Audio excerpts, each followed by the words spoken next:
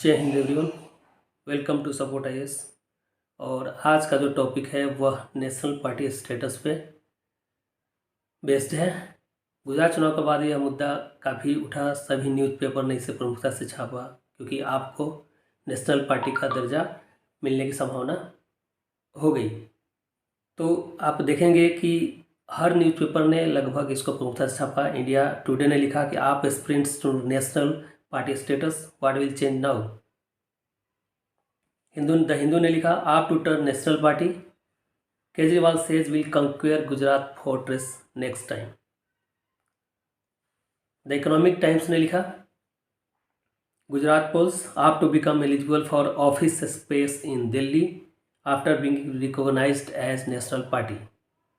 NDTV ने लिखा explained how AAP become a national party today in 5 points.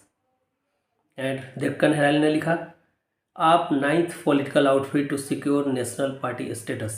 अब देखेंगे लगभग हर न्यूज़पेपर ने प्रमुखता से इस बात को जगह दी कि आम आदमी पार्टी नेशनल पार्टी बनने जा रही है। तो आज का वीडियो जो है इसी पर आधारित है कि किसी भी पार्टी को नेशनल पार्टी का दर्जा कैसे मिलता है, किस आधार पर मिलता है, किस शर्तों पर मिलता है, तो उस पर हम लोग डिस्कस करेंगे।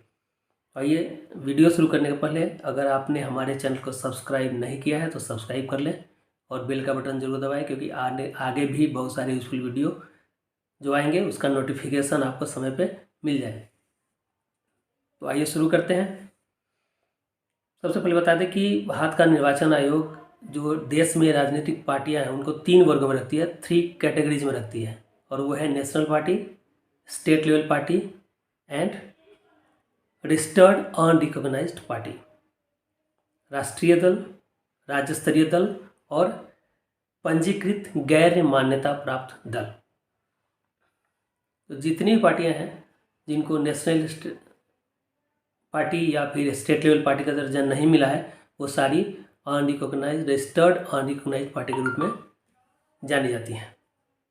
तो आइए देखते हैं कि वो कौन सी शर्तें हैं, कौन से कंडीशंस हैं जिनको पूरा करने के बाद, जिन क्राइटेरियाज को पूरा करने के बाद किसी भी राजनीतिक दल को नेशनल पार्टी का स्टेटस मिलता है। तो आप देखेंगे कि मेनली 3 कंडीशंस हैं जिनको पूरा, उन 3 कंडीशन में से किसी एक को भी अगर कोई पार्टी पूरा करती है तो उसे नेशनल पार्टी का दर्जा मिलेगा। पहला है फर्स्ट क्राइटेरिया, दैट इज 6+4+4। सुविधा के लिए मैंने इसको न्यूमेरिकली बताया है 6+4+4। 6+4+4 का मतलब है कि अगर लोकसभा का जनरल इलेक्शन हो रहा है या फिर स्टेट असेंबली का इलेक्शन हो रहा है तो वहाँ पे किसी पार्टी को टोटल वैलिड वोट का 6% वोट मिलना चाहिए, प्लस ये 6% वोट 4 स्टेट में मिलना चाहिए।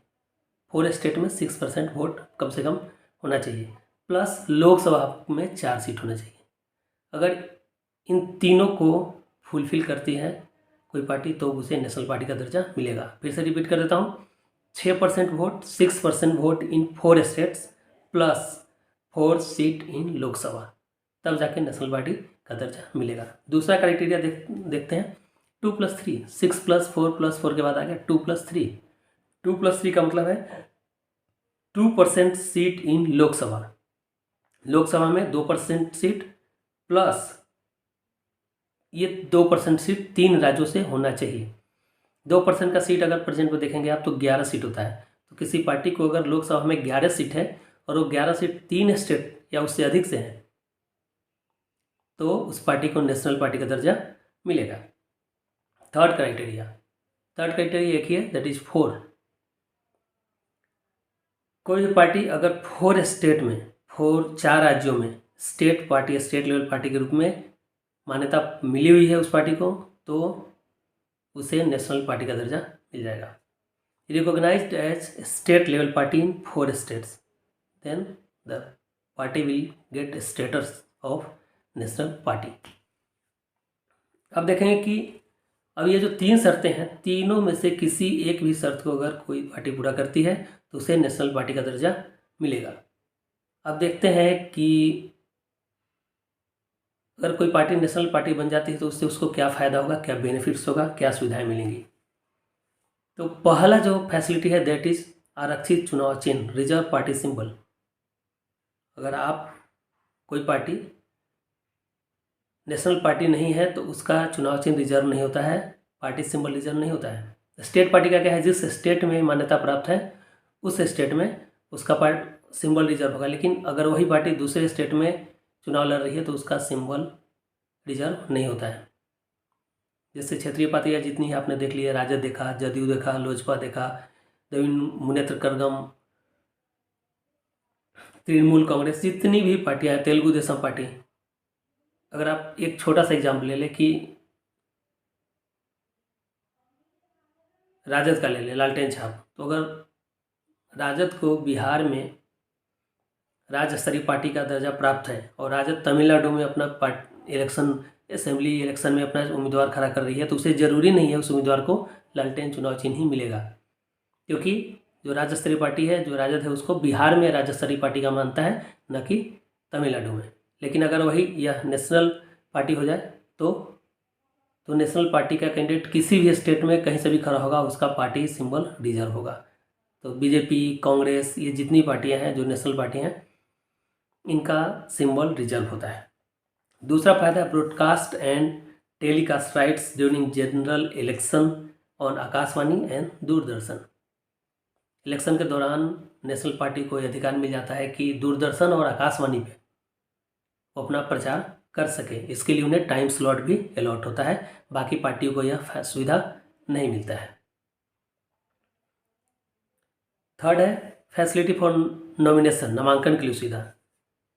जब नेशनल पार्टी का कोई उम्मीदवार नामांकन करने जाता है तो उसे केवल एक प्रपोजल, एक ही प्रस्ताव की आवश्यकता होती है। बाकी जो पार्टियां हैं उनको 10 प्रस्ताव की जरूरत होती है। तो यह भी एक फायदा है कि नेशनल पार्टी के उम्मीदवार को केवल एक ही प्रपोजल या प्रस्ताव की आवश्यकता पड़ेगी। चौथा है स्टार प्रचारक की संख्या में वृद्धि हो जाती है।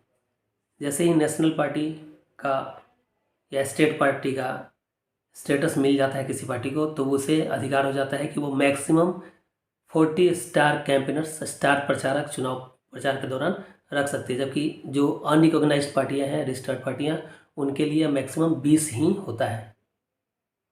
तो स्टेट लेवल पार्टी और नेशनल पार्टी 40 स्टार प्रचारक, स्टार कैंपेनर रख सकती है। अब इसमें ध्यान देने वाली बात यह है कि जो ट्रेवलिंग कॉस्ट होता है स्टार प्रचारक का, स्टार कैंपेनर का, वो पार्टी के चुनावी खर्च में काउंट नहीं होता है। तो ये फ़ायदा है। आपने 20 रखा तो काउंट नहीं होगा, लेकिन जो नेशनल पार्टी है वो 40 भी रखेंगे, स्टेट लेवल पार्टियाँ 40 भी रखेंगी, तो भी वो खर्चा चुनाव में के खर्चे में नहीं ऐड होगा। इसलिए आप देखते हैं कि स्टार प्रचारक 40 है और पूरे लोकसभा में देखेंगे आप, पूरे देश में लोग हेलीकॉप्टर से, एयरक्राफ्ट से घूम घूम के प्रचार करते हैं, वो खर्चा उसमें ऐड नहीं होता है, काउंट नहीं होता है। जो पांचवा है वो है कि दिल्ली में उस पार्टी को ऑफिस का स्पेस सरकार देगी। सरकार की तरफ से नेशनल पार्टी के लिए, नेशनल पार्टी को उसके ऑफिस बनाने के लिए, उसका हेडक्वार्टर बनाने के लिए दिल्ली में ज़मीन या फिर बिल्डिंग उपलब्ध कराई जाएगी। तो ये फायदा है नेशनल पार्टी होने का। राज्य स्तरीय पार्टी जो होती है उनके अपने कंडीशन से कुछ शर्तें हैं जिनको पूरा करके किसी पार्टी को राज्य स्तरीय पार्टी या स्टेट लेवल पार्टी का दर्जा मिलता है। अगले वीडियो में आप देख पाएंगे कि किसी पार्टी को स्टेट पार्टी का दर्जा कैसे मिलता है, स्टेट लेवल पार्टी का दर्जा कैसे मिलता है। वीडियो का लिंक इस वीडियो के डिस्क्रिप्शन में दिया हुआ है, वहाँ से आप देख सकते हैं। अगर आपको यह वीडियो पसंद आया होगा तो कमेंट करना ना भूलें, लाइक भी करें और इस वीडियो को एक बार शेयर भी जरूर कर दें। Thanks for watching. जय हिंद, जय भारत।